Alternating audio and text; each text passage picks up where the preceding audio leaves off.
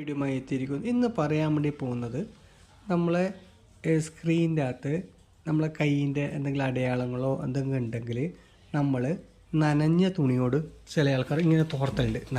ശക്തിയായിട്ടും തോർത്തലുണ്ട്, പിന്നെ നനഞ്ഞ തുണിയെടുത്ത് തോർത്തലുണ്ട്. അത് പാടില്ല.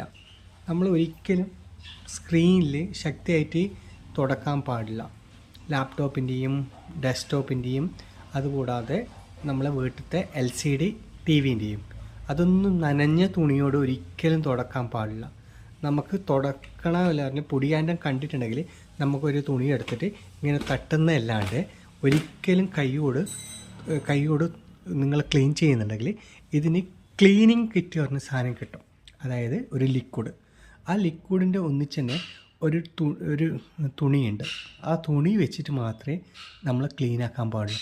ആ ക്ലീനാക്കുന്ന സമയത്ത് സ്ക്രീൻ വളരെ സോഫ്റ്റായിട്ട് മാത്രമേ അതിനെ ക്ലീൻ ചെയ്യാൻ വേണ്ടി നമ്മൾ തൊടാനേ പാടുള്ളൂ. ശക്തിയായിട്ട് തൊട്ട് കഴിഞ്ഞെങ്കിൽ അതിൻ്റെ ഉള്ളിലത്തെ ലിക്വിഡ് ഈ സ്ക്രീനിൻ്റെ അകത്ത് ഇതുണ്ട നമ്മളിങ്ങനെ കൈ വെക്കുമ്പോൾ അത് ഇങ്ങനെ എളിയിട്ട് പുറത്തേക്ക് വന്നു കഴിഞ്ഞാൽ അത് സ്ക്രീൻ കംപ്ലൈൻ്റ് ആവും. ശക്തിയായിട്ട് നമ്മൾ പ്രസ് ചെയ്ത് കഴിഞ്ഞെങ്കിൽ അത് പുറത്തേക്ക് വരും. ആ പുറത്ത് വന്നു കഴിഞ്ഞെങ്കിൽ സ്ക്രീൻ കംപ്ലൈൻറ്റ് വരും.